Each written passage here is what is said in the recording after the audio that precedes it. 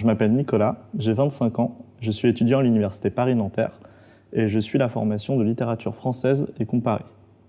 Je suis cette formation à l'UFR Filia, qui propose d'autres formations, et c'est d'ailleurs d'où vient le nom Filia, qui est un acronyme pour philosophie, information communication, langage, littérature et art du spectacle.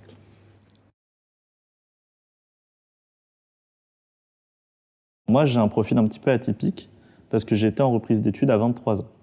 J'avais fait déjà une entrée à l'université quand j'avais 18 ans, et je ne savais pas trop ce que je voulais faire. Du coup, j'ai été un peu en échec et j'ai arrêté l'université. J'ai suivi une formation théâtrale et j'ai été comédien jusqu'à mes 23 ans. Arrivé à 23 ans, j'avais envie de reprendre une vie universitaire et donc je me suis naturellement tourné vers ce que j'aimais, la littérature et le théâtre. Alors, je suis extrêmement heureux d'avoir choisi cette voie parce que je me sens très épanoui et je suis bien entouré par une équipe pédagogique qui est très bienveillante. Et ça montre qu'à 25 ans, on peut continuer des études supérieures sans avoir honte.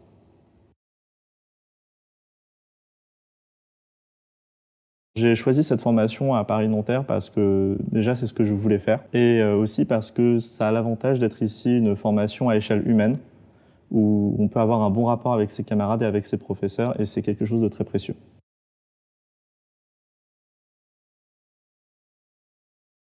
Un des premiers gros changements, c'est sûrement les effectifs parce qu'on se retrouve d'un lycée où on connaît à peu près tout le monde, à l'université où on est des milliers d'étudiants. C'est assez impressionnant au début, mais on s'y fait vite. Et puis ça donne l'occasion de rencontrer plein de nouvelles personnes, y compris des gens qui viennent de l'étranger. Et c'est quelque chose de plutôt cool. Deuxièmement, c'est aussi beaucoup de responsabilités parce qu'on passe vraiment du statut d'élève à celui d'étudiant. Donc c'est un petit peu un passage à l'âge adulte, entre guillemets. Ça force à s'adapter et à trouver une nouvelle manière de travailler, plus de responsabilités. Et si la transition peut être un peu difficile au début, on est quand même bien accompagné et ça se fait progressivement. Troisièmement, c'est le point le plus positif des changements, c'est aussi l'arrivée dans un monde universitaire. Notamment ici à Paris-Nanterre, on a un très beau campus, très grand. On a presque l'impression d'être dans une ville miniature, où on a des bibliothèques, des restaurants universitaires, on a une salle de sport, une piscine. On a aussi un pôle médical avec des médecins et des psychologues. Et puis on a même un théâtre à l'UFR Filia.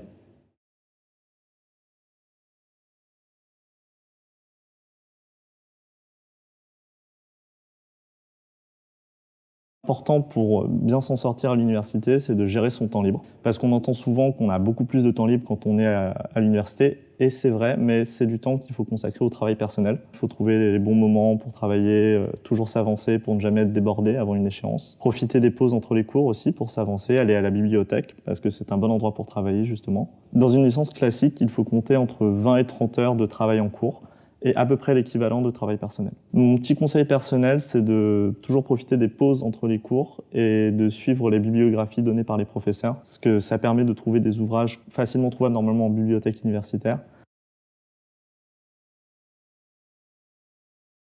Une des choses les plus positives à Paris-Nanterre, c'est le campus. C'est un des seuls grands campus, en tout cas dans les universités parisiennes. Donc ça permet de profiter de la nature, de respirer entre les cours. C'est extrêmement agréable quand on vit en ville. Une autre chose aussi très positive à Nanterre, c'est que c'est un lieu accessible par les transports en commun. Il y a le RER A et le Transilien L et beaucoup de bus autour de la gare. Donc ça permet de se rendre même quand on habite un peu loin. Et troisièmement, je pense qu'un des points les plus positifs, c'est l'ambiance générale. Il y a beaucoup d'associations, de syndicats. Il y a un pôle médical qui est quand même très précieux parce que ça permet d'accéder à des médecins, à des psychologues aussi. Et c'est une équipe pédagogique qui est très à l'écoute.